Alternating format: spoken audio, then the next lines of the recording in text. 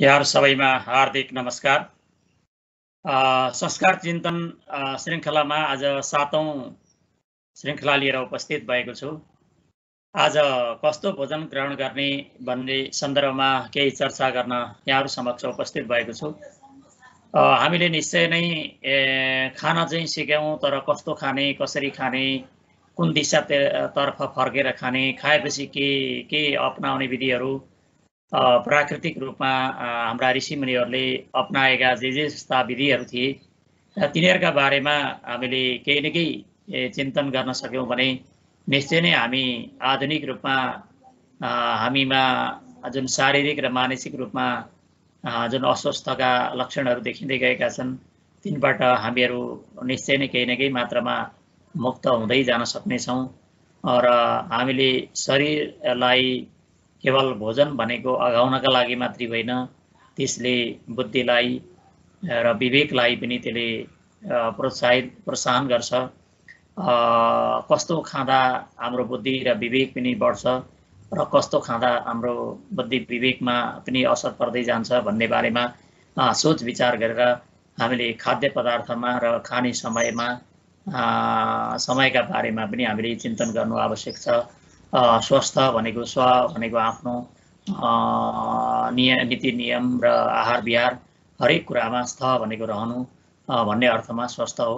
त्यस कारणले गर्दा हामीले कुन समयमा कति खाने, कसरी खाने भन्ने कुराहरूलाई हामीले आधुनिक नयाँ यो भौतिक युगमा सिक्ने प्रयास त गऱ्यौँ, तर हामी अति भोजनले गर्दा हामीमा क्षति हुँदै गएको छ। त्यस कारणले गर्दा आजको यो श्रृङ्खलामा त्यस्तै भोजनका सन्दर्भमा हाम्रा पूर्वीय मान्यताहरू के कस्ता होलान् भन्ने बारेमा केही कुराहरू प्रस्तुत गर्न र यो पूर्वीय वाङ्मयका कुराहरू खोतल्नको लागि यहाँहरूलाई एउटा जिज्ञासा जगाउने प्रयत्न मात्रै यो गर्न खोजिरहेको छु। यो भोजनको बारेमा पूर्वीय दर्शनमा उल्लेख भएका सम्पूर्ण यो गतिविधिहरू यो श्रृङ्खलामा एउटै श्रृङ्खलामा पूर्ण हुने कुरा पनि भएन र यो सम्भव पनि होइन। र खोज्दै जाँदा, सोधखोज गर्दै जाँदा, अनुसन्धान गर्दै जाँदा वेद पुराण उपनिषद स्मृति ग्रन्थहरूमा भेटिने एउटा ऐतिहासिक तथ्यहरूलाई हामीले आत्मसात गर्दै र अहिलेको भौतिक युगसँग तिनीहरूको तुलना गर्दै अगाडि बढ्दै जान सक्यौँ भने निश्चय नै हाम्रा यी रोगसँग सम्बद्ध शारीरिक, मानसिक र बौद्धिक यी विभिन्न प्रकारका विकासको लागि चाहिँ हामीले प्रेरणा प्राप्त गर्न सक्नेछौँ भन्ने अपेक्षा सहित यो श्रृङ्खलामा यहाँहरूलाई हार्दिक स्वागत गर्दछु। हामीले वास्तविक रूपमा खान त सिक्यौँ, तर कस्तो खाने, कसरी खाने भन्ने बारेमा ध्यान दिन नसक्दा हामी प्रत्यक्ष रूपमा अस्वस्थ भयौँ भने अप्रत्यक्ष रूपमा हाम्रो बौद्धिक क्षमतामा ह्रास हुँदै आउन थाल्यो। पहिलाभन्दा हाम्रो भोजनालयका खानाका परिकारहरू धेरै थपिए।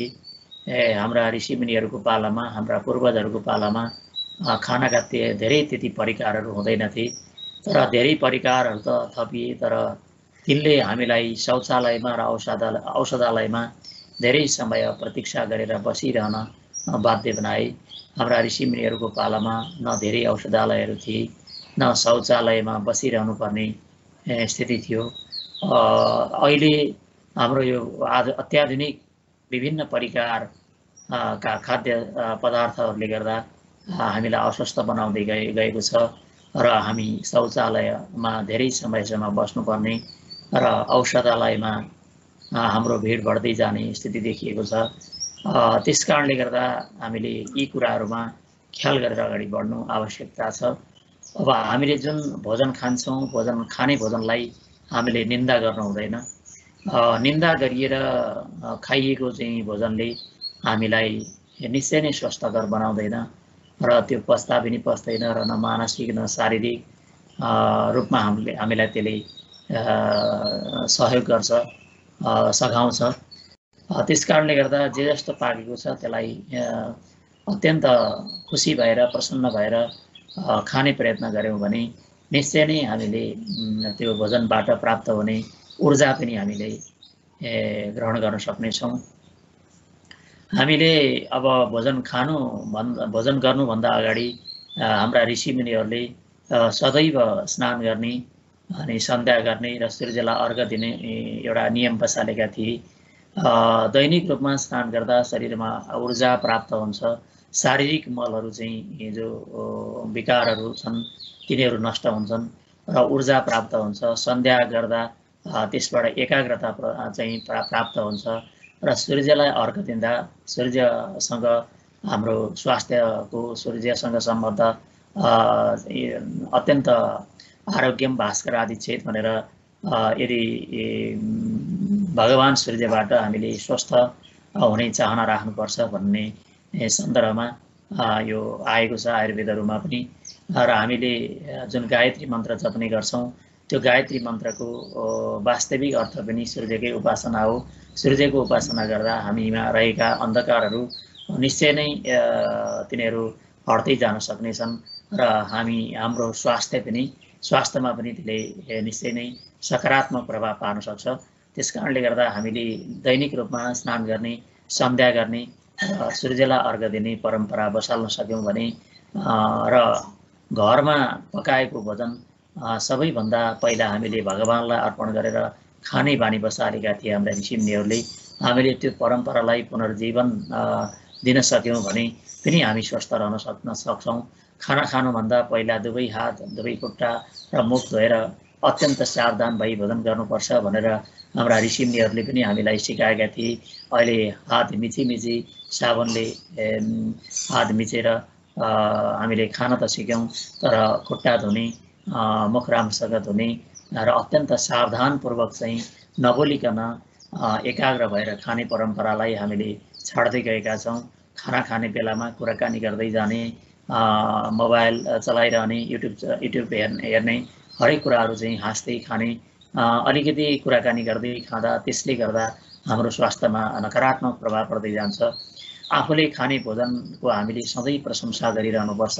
जतिसुकै नमिठो होस्, आखिरी खाना बसेका छौँ, खाना पाकेको छ घरमा, आखिरी हामीले निन्दा गर्दैमा पुनः त्यो खाना पाकिहाल्ने कुरा हुँदैन। जसरी भए पनि हामीले त्यो निन्दा गरे पनि त्यो खाना खानै पर्छ र प्रशंसा गरेर त्यही खाना खाइयो भने निश्चय नै भोजन बनाउने व्यक्तिलाई पनि एउटा प्रोत्साहन मिल्छ। आज गल्ती गरियो होला, अब यस्तो नमिठो पकाउँदा पनि चाहिँ तपाईँहरूले यसरी खाइदिनु भयो राम्रो मानेर भन्ने सोचेर आखिरी त्यो भान्सेले पनि त्यही खाना खाने हो। खाँदाखेरि त्यसलाई प्रशंसा गरेर खाइयो भने निश्चय नै त्यसले चाहिँ हाम्रो शरीरलाई स्वस्थ बनाउनेछ र हाम्रो वातावरण चाहिँ हाम्रो घर भान्से परिवारहरूमा पनि त्यो वैमनस्य आउने छैन। र भोजनलाई हामीले कहिल्यै पनि निन्दा गर्नु हुँदैन। आफूले खाना लागेको भोजन देखेर अत्यन्त हर्षित हुनुपर्छ। त्यसलाई एउटा भगवानको प्रसादको रूपमा ठानेर त्यसलाई सर्वप्रथम अभिवादन गर्नुपर्छ, अभिनन्दन गर्नुपर्छ, भोजनलाई पूजा गर्नुपर्छ। निन्दा गरेर खाएको भोजनले हामीलाई स्वस्थ बनाउँदैन र त्यसै कारणले गर्दा अत्यन्त प्रशंसा र अभिनन्दन र आदरका साथ त्यसलाई त्यो भोजन ग्रहण गरियो भने त्यस्तो भोजनले हामीलाई समर्थशाली पनि बनाउँछ र पराक्रमी पनि बनाउँछ। यदि निन्दा गर्दै हामीले त्यो भोजन चाहिँ खाने बानी बसाल्यौँ भने हामी के हुन्छौँ भने न समर्थशाली हुन सक्छौँ, न हामी पराक्रमी हुन सक्छौँ भन्ने कुरा हाम्रो मनुस्मृतिको दोस्रो अध्यायको 55औं श्लोकमा यो कुरा बताइएको छ। निन्दा नगरौँ, निन्दा गरेर खाएको भोजनले हामीलाई न पराक्रमी बनाउँछ न समर्थशाली बनाउँछ। त्यसकारणले गर्दा हामीले भोजनको प्रशंसा गरेर मिठो छ, राम्रो छ भनेर त्यसलाई प्रशंसापूर्वक खाइयो भने त्यसले निश्चय नै हाम्रो शरीरलाई स्वस्थ बनाउन सक्नेछ। र मनुस्मृतिमै नै उल्लेख भएको अर्को सन्दर्भ छ कि अत्यन्त धेरै भोजन गर्नाले के हुन्छ भने स्वास्थ्य बिग्रन्छ, आयु कम हुँदै जान्छ, स्वर्ग पनि प्राप्त हुँदैन र पुण्य पनि प्राप्त हुँदैन। त्यसकारण अनि त्यति मात्रै होइन, अब धेरै खन्जुवालाई गाउँमा सहरमा लोकबाट पनि त्यो के हुनुपर्छ भने निन्दित हुनुपर्छ। त्यसकारणले गर्दा अति भोजन गर्नबाट हामीले आफूलाई सदैव बचाइरहनुपर्छ। अनि हाम्रा पूर्वजहरूले, हाम्रा बुबा हजुरबाहरूले यसो भनेर अन्न ग्रहण गर्नुहुन्थ्यो, अन्नम ब्रह्मा रसो विष्णु भोक्ता देवो महेश्वर भनेर। अर्थात् अन्न भनेको ब्रह्मा हुन्, रस भनेको विष्णु हुन् र खाने व्यक्ति भनेको महेश्वर हुन्। मैले खाइरहेको छैन, यो देवताकै प्रसाद हो, देवताले नै खाइरहनु भएको छ भनेर यी अब ब्रह्मा विष्णु र महेश्वरी तीनटा त्रिदेवहरूको हामीले कल्पना गरेर, त्रिदेवको उपासना गरेर, त्रिदेवको वन्दना गरेर हामीले भोजन ग्रहण गऱ्यौँ भने निश्चय नै हाम्रो त्यो हामीले खाएको भोजनले वास्तविक रूपमा हामीलाई ब्रह्मा भनेर खाइयो भने, खाँदाखेरि हामीलाई ब्रह्मा भनेको चाहिँ सृजन शक्ति त्यसमा त्यो अन्नमा विद्यमान छ भन्ने कुरा हामीलाई अनुभूति हुन्छ। रसमा अन्नको रक्षा तत्त्व निहित छ र त्यसलाई पचाउन मृत्युञ्जयको अस्तित्व रहेको छ।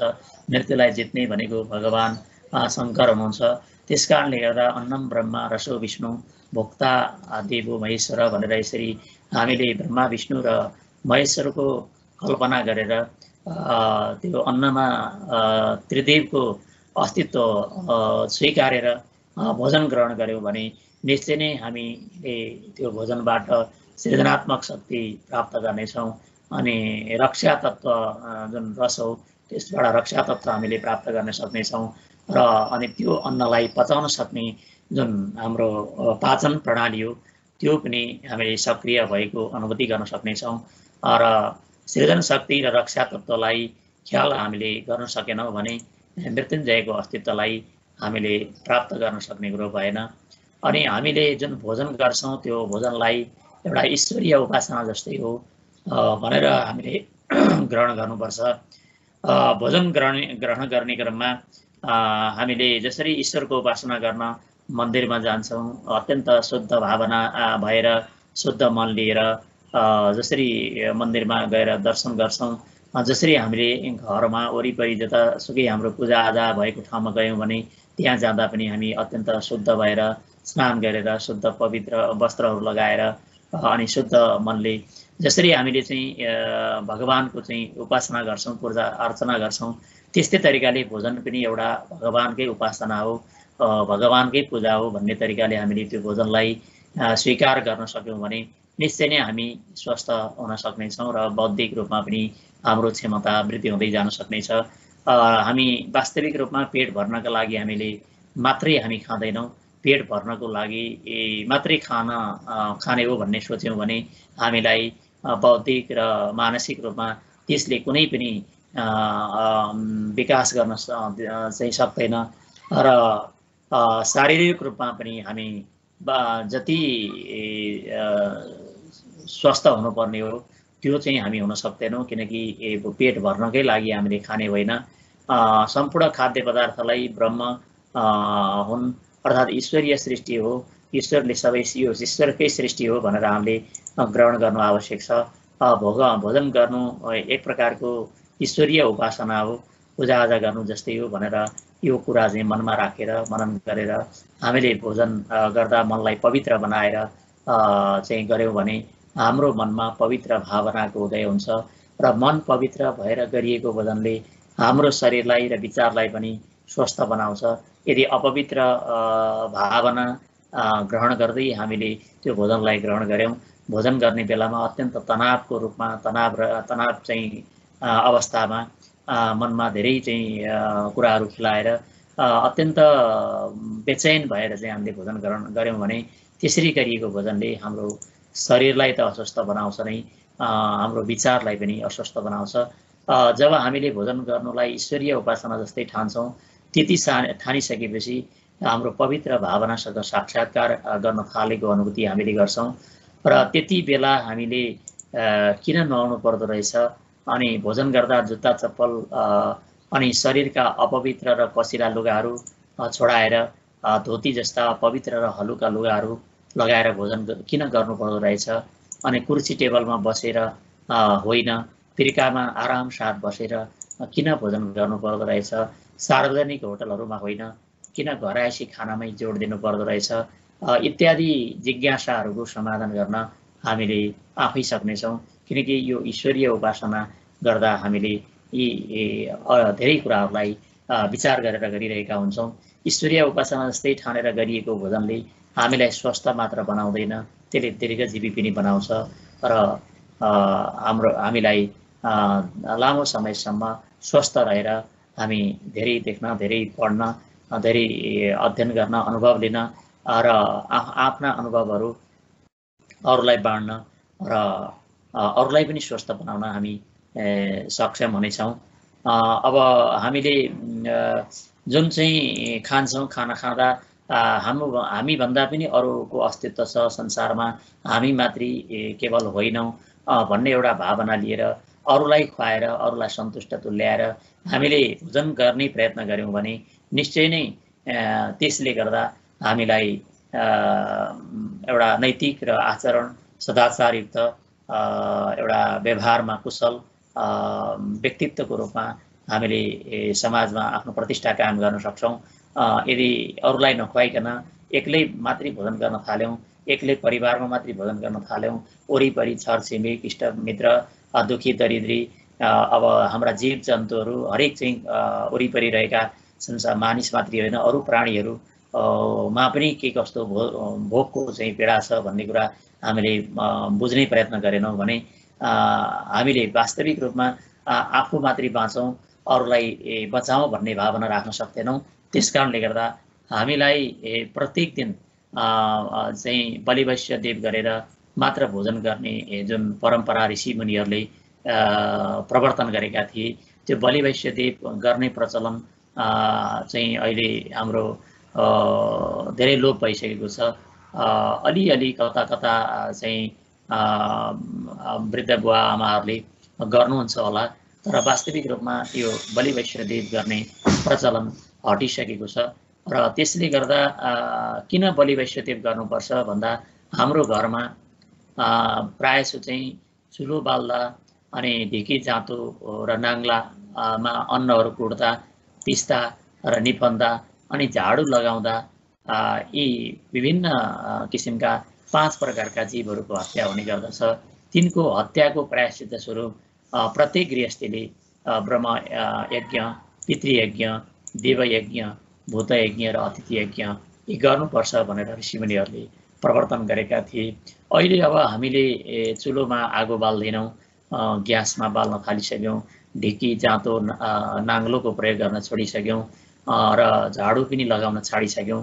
यस कारणले गर्दा हामीले पञ्च जीवहरूको 5 प्रकारका जीवहरूको हत्या गरिरहेका छैनौँ। त्यस कारणले गर्दा यो पञ्च यज्ञ किन गर्नु पर्यो भन्ने पनि लाग्ला। वास्तविक रूपमा यो हामी प्रत्यक्ष रूपमा नगरे पनि हामीले विभिन्न प्रकारले जीवहरूको हत्या गरिरहेका हुन्छौँ। त्यसको प्रायश्चित्त स्वरूप हामीले ब्रह्मयज्ञ, पितृयज्ञ, देवयज्ञ, भूतयज्ञ र अतिथि यज्ञ गर्नुपर्छ। यो शास्त्रीय मान्यता हो। वेदादि शास्त्रहरू पढ्नु र पढाउनुलाई ब्रह्मयज्ञ मानिन्छ। अब हामीले पढ्नु र पढाउनु भनेको शिक्षकले पढाउने र विद्यार्थीले पढ्ने मात्रै होइन, हामीले जीवनभर पढिरहेका हुन्छौँ। अनुभवहरू ग्रहण गरिरहनु भनेको एउटा विद्यार्थी अवस्था रहनु हो, अनि आफ्ना अनुभवहरू अरूलाई वितरण गरिरहनु भनेको एक पढाउनु हो। त्यस कारणले गर्दा हामीले वेद आदि शास्त्रहरूमा भएका वा आफ्ना पूर्वजहरूले अवलम्बन गरेका कुराहरूलाई हस्तान्तरण गर्दै जान सक्यौँ भने त्यो एक प्रकारको ब्रह्मयज्ञ गरेको ठहरिन्छ। भने पितृहरूलाई तर्पण दिनलाई पितृयज्ञ भनिन्छ। हामीले दैनिक रूपमा आफ्ना पितृहरू, मृतक पितृहरूको लागि तर्पण दिनुपर्छ, पितृयज्ञ त्यो हो। त्यो हामीले गर्न सक्छौँ, असम्भव छैन। हवन गर्नुलाई देवयज्ञ मानिन्छ। अब हामीले अब आगो नहोला, अरू नहोला, तर हाम्रो मानसिक रूपमा मैले देवयज्ञ गरिरहेको छु भनेर एउटा कल्पना गरेर हामीले मानसिक रूपमा त्यो देवयज्ञ गर्न सक्छौँ। अनि बलि वैश्यदेव गर्ने र भनेको गाई, कुकुर, काग आदिलाई पात वा पृथ्वीमा भोज्य सामग्री उपलब्ध गराउनु र यसलाई भूतयज्ञ भनिन्छ। अनि पाहुनाहरूलाई सत्कारका साथ भोजन गराउनुलाई अतिथि यज्ञ भनिन्छ। यी अतिथि यज्ञ चाहिँ अलिअलि हाम्रो परम्परामा अझै रहेको छ र भूतयज्ञको परम्परा हामीहरूमा हामीले लोप गर्दै गइरहेका छौँ।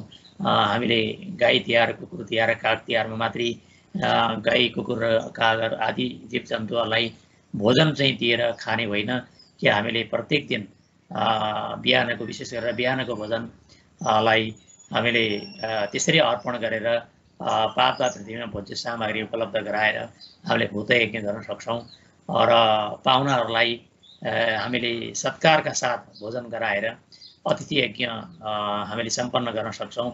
पढे लेखेका विद्वान अतिथिदेखि लिएर घरको वरिपरि रहेका समस्त कीट पतङ्गहरूलाई भोजन अर्पण गरेर जुन बचेको हुन्छ भोजन त्यो नै घरमा रहेका गृहस्थ दम्पतिहरूले ग्रहण गर्नुपर्छ। सबैलाई खुवाएर बचेको भोजनलाई विघस भन्ने गरिन्छ। त्यस्तो प्रकारको भोजन अमृत समान मानिन्छ र यदि वैश्यदेव गर्ने पनि सामर्थ्य र फुर्सद छैन भने त्यसैलाई त्यही अन्नलाई तुदियम वस्तु गोविन्द तुभ्यमेव समर्पयि भनेर तिम्रो हे गोविन्द हे भगवान यो सम्पूर्ण चाहिँ वस्तु खाद्य सामग्री तपाईँकै नै हो, तुभ्यमेव समर्पयि भनेको तपाईँलाई नै समर्पण गर्छु भनेर त्यसरी भोजन ग्रहण गरियो भने भोग लगाएर हामीले भोजन ग्रहण गर्नुपर्छ। त्यसरी भोग लगाएर भोजन ग्रहण गरियो भने विभिन्न प्रकारका यी दोषहरूबाट हामी मुक्त हुन सक्छौँ। अब हामीले भोजन गर्दा के कस्ता नियमहरूको पालना गर्ने त भन्ने बारेमा पनि विचार पुर्याउनु आवश्यक छ। भोजन गर्न बसेपछि सत्यद्वारा तिमीलाई सेचन गर्दछु भन्ने कामनाका साथ भोज्य सामग्रीको वरिपरि जलको घेरा बनाइन्छ। जल दाहिनेबाट क्रमशः चाहिँ घुमाउँदै गइन्छ। पृथ्वी 14 भुवन र सम्पूर्ण प्राणीहरूको तृप्तिका लागि भनेर जलको आसन दिइन्छ। 3 पटक भोज्य सामग्री त्यहाँ चढाइन्छ।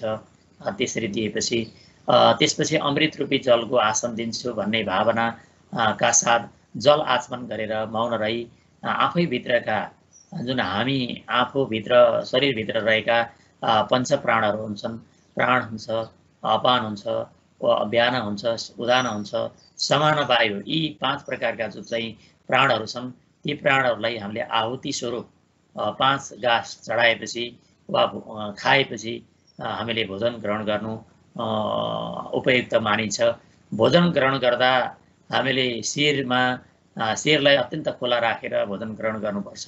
शिरमा कुनै कसिलो कपडा लगाएर भोजन ग्रहण गर्नु राम्रो मानिँदैन। अब पकाउने जो महिलाहरू हुनुहुन्छ उहाँहरूले शिरमा गम्छाहरू राखेर पछौराहरू राखेर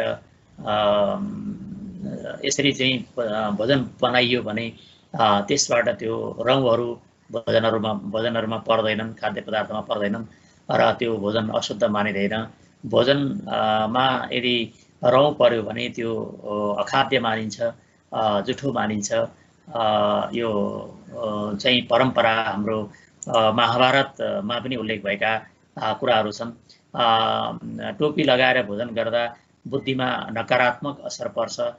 कसिलो बनाउने होइन, शिरलाई खुला छोडेर भोजन ग्रहण गर्नुपर्छ। त्यसो गर्न सकियो भने बुद्धिमा त्यसले सकारात्मक प्रभाव पार्छ। नभिन्न भाण्डम भुञ्जित भनेको अब यो मनुस्मृतिको 4औं अध्यायको 65औं श्लोकमा यो कुरा उल्लेख गरिएको छ कि टुटे फुटेका भाँडाहरूमा अलिअलि चर्केका त्यस्ता भाँडाहरूमा पनि हामीले खानु हुँदैन। त्यस्ता भाँडामा खानाले हामीलाई प्रत्यक्ष रूपमा अब घाउ लगाउने, हातमा घाउ लाग्ने सम्भावना बढ्ता रहन्छ र खाने बेलामा सावधानी अपनाइयो भने पनि त्यो भाँडा माझ्ने बेलामा त्यसले घाउ बनाइदिन सक्छ। त्यस कारणले गर्दा त्यो राम्रो मानिँदैन, चुइन सक्छ खाद्य पदार्थहरू र त्यो एक प्रकारको चाहिँ अशोभनीय र एक प्रकारको अलक्षण मानिन्छ। टुटे फुटेका भाँडाहरूमा खान हुँदैन भन्ने बारेमा अब अहिले हामीले डाइनिङ टेबलमा बसेर खाने गर्छौँ। यो आधुनिक प्रविधि, आधुनिक चाहिँ यो सभ्यता ठानिएको छ। यसलाई वास्तविक रूपमा त्यसरी कुर्सीमा बसेर खानुभन्दा पिरिकामा बसेर भुइँमा बसेर खानु चाहिँ आरामसाथ भोजन गर्नु स्वास्थ्यका लागि राम्रो मानिन्छ। त्यसरी चाहिँ पिरिकामा बसेर भोजन ग्रहण गर्दा पाचन प्रणालीमा राम्रो प्रभाव पर्छ र त्यो डाइनिङ टेबलमा उठेर कुर्सीमा बसेर खानुको तुलनामा पिरिकामा बसेर खानु राम्रो मानिन्छ। अनि तामाका भाँडामा चाहिँ जो पानी हो पानीका लागि मात्रै शुद्ध मानिन्छ। पानीदेखि अतिरिक्त अरू खाद्य पदार्थहरू तामाका भाँडामा राखिएको खान चाहिँ हुँदैन र तत्काल किनभने त्यसमा तामाका भाँडामा राखिएको वस्तु तत्काल विकृत हुने भएकाले त्यसले शरीरमा नकारात्मक प्रभाव पार्छ। अनि हामीले खाँदाखेरि थाल उचालेर खाने गर्छौँ र हातमा थाल राखेर वा घुँडामा राखेर उचालेर खाने गर्छौँ। त्यसरी खाँदा मलद्वारका लागि उपयोग गरिने देब्रे हातको समय प्रयोग गर्नुपर्ने हुन्छ।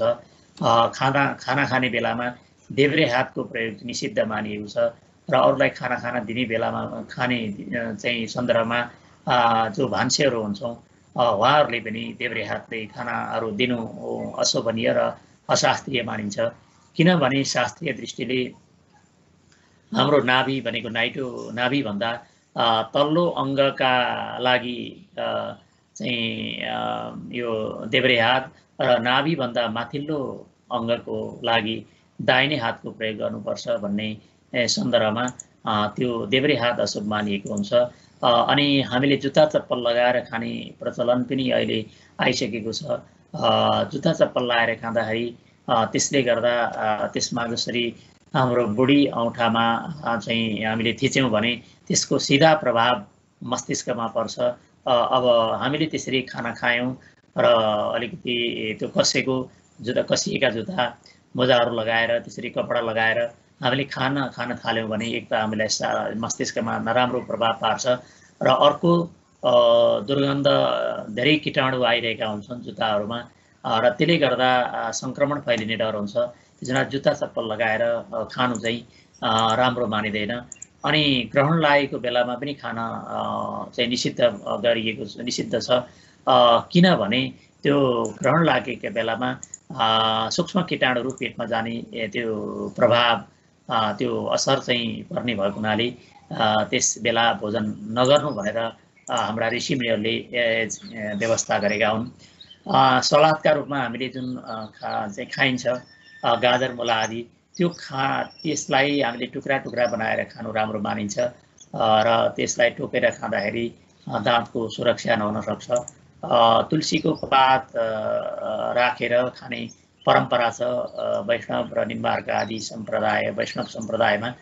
यो अरूका लागि पनि उपयुक्त मानिन्छ किनकि तुलसीको पातमा विद्युत शक्ति र प्राण शक्ति सबैभन्दा बढ्ता हुन्छ र त्यसले प्रदूषणबाट बच्नका लागि खाद्य पदार्थ र पेय पदार्थमा तुलसीको पात राखेर खानु राम्रो मानिन्छ।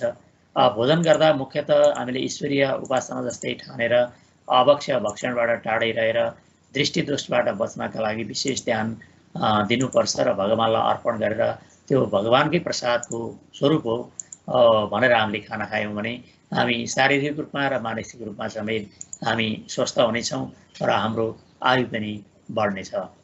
आयुष्यम प्रामुखो भुङ्क्ते यशस्यम दक्षिणामुख श्रियम प्रत्यङ्मुखो भुङ्क्ते ऋतम भुङ्क्ते युदङ्मुख भनेर मनुस्मृतिको दोस्रो अध्यायको 52औं श्लोकमा यो कुरा बताइएको छ। अर्थात् दीर्घायुको जसले कामना राख्छौँ दीर्घायुको चाहना राख्छौँ हामी धेरै वर्ष बाँच्न सकौँ भन्ने जसको कामना हुन्छ हामी सबैको हुन्छ। त्यस्तो राख्ने व्यक्तिले पूर्व दिशातिर फर्केर खाना खानुपर्छ दीर्घायुको कामना गर्नाले।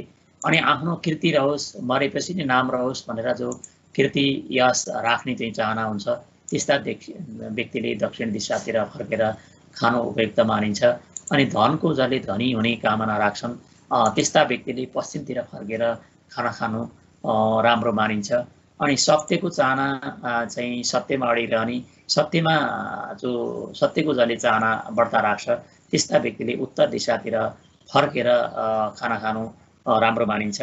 अब हामीले खाना खाने बेलामा धेरै बेर चबाएर खाना खानु उपयुक्त मानिन्छ। त्यसलाई पचाउन धेरै समय लाग्दैन। हामीले धेरै समयसम्म त्यसलाई चाहिँ चबाएर खायौँ भने त्यसलाई पचाउनको लागि धेरै समय लाग्दैन र हामीलाई शौचालयमा धेरै समयसम्म पनि बस्नु पर्दैन। तर हामीले के गर्छौँ हतार गरेर भोजन गर्छौँ र शौचालयमा गएर हामीले विश्राम गर्छौँ। धेरै समयसम्म बस्दा पनि हाम्रो कब्जियतको समस्या हुन्छ र दिशा राम्रोसँग खुल्दैन र हामी विभिन्न त्यो दिशा नखुलिसकेपछि पाचन प्रणाली हाम्रो कमजोर भएपछि हामी अस्वस्थ हुन्छौँ र पाचन प्रणाली कमजोर हुँदा र दिशा राम्रोसँग नखोल्दा हामीलाई विभिन्न प्रकारका रोगहरूले पनि आक्रमण गर्दै जान्छ। त्यसै कारणले गर्दा हिन्दीमा 2 मिनट खाना 20 मिनट पैखाना 20 मिनट खाना 2 मिनट पैखाना भन्ने उखान चाहिँ यो एक प्रकारको भनाइ चलेको हो।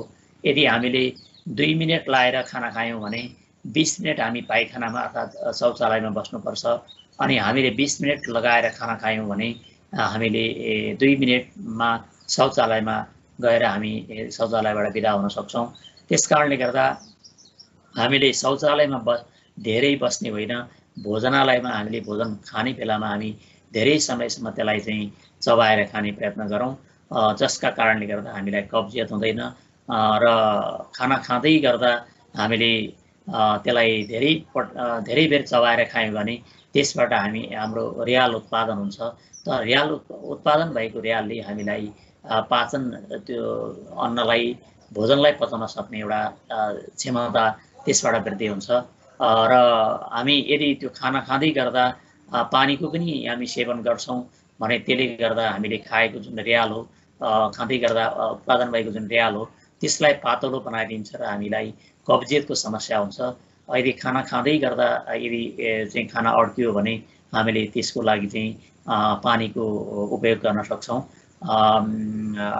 अन्यथा हामीले खाना खाइसकेपछि 1-2 गिलास पानी खाने, खाना खाँदै गर्दा 1-2 गिलास पानी खाने, अनि यो अहिले आधुनिक परम्परामा चाहिँ खाना खाने बेलामा पानी गिलासमा टकार्ने एउटा चलन आइरहेको छ। त्यसमा हामीले अत्यन्त सावधानीपूर्वक यदि हामीलाई गला लाग्यो, खाना अड्कियो भने मात्रै उपयोग गर्ने, अन्यथा 1 घन्टा अगाडि र 1 घन्टा पछाडि, खानाभन्दा 1 घन्टा अगाडि र खाना खाएको 1 घन्टा पछि मात्रै हामीले खाना खानुपर्छ। अमृतम भेषजम बारी अब यो चाहिँ भोजनान्ते विषप्रदम भनेको छ। भोजनै चामृतम बारी भोजनान्ते विषप्रदम। यदि खाना खाँदै गर्दा हामीलाई अड्कियो भने खान सकिन्छ त्यो पानी चाहिँ। र यदि भोजनान्ते विषप्रदम भनेको यदि भोजन खाइसकेपछि त्यो चाहिँ पानी के हुन्छ, विषप्रदम भनेको विषमान हुन्छ भनेर हाम्रा चाणक्यले पनि यो बताएका छन्। र हामी जति खान्छौँ, खाँदा जति चबाइन्छ त्यो चबाउँदा आएको रियालले गर्दा हामीलाई पचाउन मद्दत गर्छ। हामीलाई 32वटा दाँतहरू चाहिँ प्रकृतिले दिएको छ। प्राकृतिक रूपमा रहेका हाम्रा 32वटा दाँतले हामीले चबाउन राम्रोसँग सक्यौँ भनेदेखि र चबाउने समय दिन सक्यौँ र जिब्रोको स्वाद लिएर खान सक्यौँ भने हामीले निश्चय नै हतार साथ हामीले खानालाई भित्र चाहिँ पेटभित्र राख्ने प्रयत्न गर्ने छैनौँ। यदि हामीले चाहिँ हतार गऱ्यौँ, दाँत चबाउनको लागि हो, दाँतको उपयोग गरेनौँ, जिब्रो स्वादको लागि हो, त्यो स्वाद नलिकन हामीले खानालाई हतार पेटभित्र प्रवेश गरायौँ भने हामीलाई विभिन्न खालको चाहिँ रोगहरू आउन सक्छ। त्यस कारणले गर्दा हामीले बाहिरी पचाएर एक प्रकारको राम्रोसँग हामीले चबाएर चाहिँ खानालाई भित्र प्रवेश गरायौँ भने पाचन प्रणालीले हाम्रो भोजनलाई राम्रोसँग पचाउने प्रयत्न गर्छ।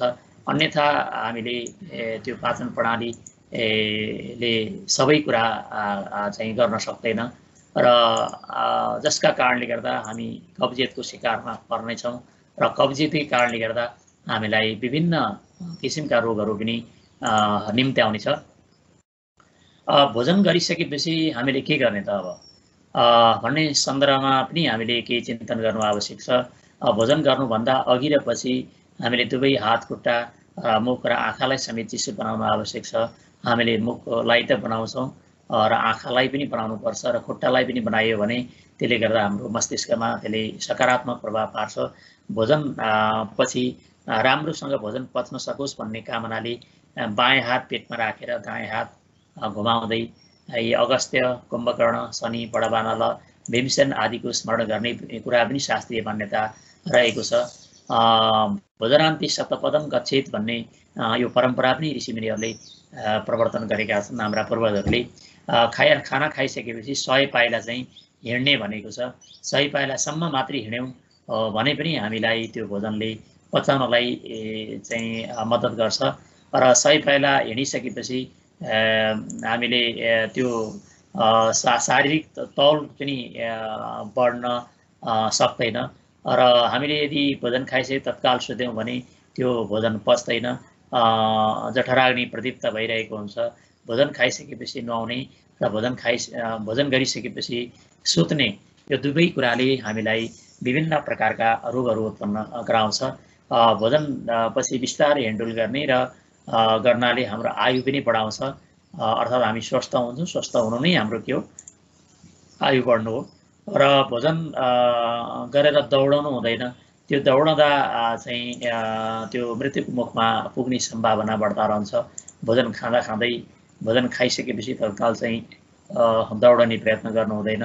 हामीले केही बेर हिँडडुल गरेर बायाँ कोखो तल पारेर विश्राम गर्नाले दायाँतर्फ जठराग्नि प्रदीप्त भई पाचन प्रणालीमा सकारात्मक प्रभाव पार्छ। त्यो विश्राम चाहिँ गर्न सक्छौँ। हामी वज्रासनमा बस्ने अझ भुँडा खुम्च्याएर बस्यौँ भने त्यसले गर्दा वज्रासनमा बस्दा पनि हामीलाई पाचन प्रणालीलाई त्यसले सकारात्मक प्रभाव पार्छ भन्ने यो शास्त्रीय र योगको मान्यता रहेको छ। हामी नान्तरा भोजनं कुर्यात् हाम्रो आह्निक सूत्रावली छ। हाम्रा ऋषि मुनिहरूले प्रवर्तन गरेका आह्निक भनेको दिनमा गरिने एउटा सूची छ, दैनिक योजना छ, दैनिक कर्महरू छन्। ती कर्महरूमध्ये आह्निक सूत्रावली छ। त्यो आह्निक सूत्रावलीमा नान्तरम भोजनं कुर्यात् भनेर बिचमा भोजन गर्नु हुँदैन भनेर हाम्रा आह्निक सूत्रावलीमा मात्रै होइन अन्यत्र पनि यो उल्लेख गरेका छन्। अब बिहान र बेलुका बाहेक चाहिँ भोजन गर्नु हुँदैन, 2 पटक मात्रै भोजन गर्नुपर्छ। बेलुकाको खाना सूर्य अस्तभन्दा अगाडि गर्नुपर्छ भन्ने यो चाहिँ नियम प्रवर्तन गरेका थिए। तर हामीलाई बिहान खाना खानु अघि र दिउँसो पनि नास्ता खाने बानी बसेको छ। हामीले यसरी 4 पटक खान्छौँ तर हाम्रो दिशा खोल्दैन, हामी अस्वस्थ भइरहन्छौँ, हाम्रो खाना खाएको पच्दैन। र दिनमा 4 पटक खाएपछि र हामी घरायसी भन्दा बाह्य खाद्य सामग्रीमा हाम्रो बढ्ता ध्यान जान थालेपछि हाम्रो पाचन प्रणालीलाई त्यसलाई राम्रोसँग पचाउन नसक्ने कुरामा सुनिश्चित छ। र जबसम्म हामी भोजनका बारेमा अत्यन्त सचेत हुँदैनौँ अनि संयमता पनि अपनाउँदैनौँ तबसम्म हामी शारीरिक र मानसिक रूपमा अस्वस्थ भइरहने चाहिँ खतरा छ। त्यस कारणले गर्दा हामीले बारम्बार औषधालय धाइरहनु पर्ने सम्भावित बाध्यतालाई मलजल गर्न छाडेर हाम्रो चिन्तन भोजनालयलाई स्वच्छ र स्वस्थ बनाउने दिशातर्फ अग्रसर हुनु आवश्यक छ। निश्चय नै हामीले यी कुराहरूमा ध्यान दिन सक्यौँ र भोजन भनेको केवल पेट भर्नका लागि मात्रै होइन, यसले बुद्धि र विवेकलाई पनि विकास गर्छ भनेर हामीले त्यो सोच्न सक्यौँ। र हामी मानव मात्रै होइनौँ, मानवदेखि अतिरिक्त अरू संसारमा धेरै प्राणीहरू छन्, तिनीहरूलाई पनि हामीले बचाउनुपर्छ। तिनीहरू बाँचे भने हामी पनि बाँच्न सक्छौँ भन्ने एउटा भावना राखेर हामीले अरूलाई पनि भोजन गराउँदै जाने र पञ्चयज्ञ गर्दै जाने, स्वस्थ र आफ्नै भोजनालयमा बनाएको खाद्य पदार्थलाई ग्रहण गर्ने प्रयत्न गऱ्यौँ भने निश्चय नै हामी अस्वस्थ हुने छैनौँ र हाम्रा ऋषिमुनिहरूका मूल्य मान्यतालाई पनि हामीले आत्मसात गर्दै जान सक्नेछौँ। भोजनका बारेमा भोजनका सन्दर्भमा ऋषिमुनिहरूले विभिन्न ग्रन्थहरूमा चाहिँ धेरै सन्दर्भहरू उल्लेख गरिएका देखिन्छन् र तिनलाई हामीले अध्ययन अनुसन्धान गरेर आत्मसात गर्दै जान सक्यौँ भने हामी यो भौतिक युगमा रहेर पनि हामीले तडपिरहनु पर्ने छैन र शौचालयमा र भोजनालय यो औषधालयमा गएर हामीले यो अमूल्य जीवन र अमूल्य समयलाई बिताइरहनु पर्ने छैन भन्ने कामनाका साथ आजको यो 7औं श्रृङ्खलाबाट यहाँहरूसँग पुनः भेट्ने बाचासहित बिदा चाहन्छु। धन्यवाद, नमस्कार।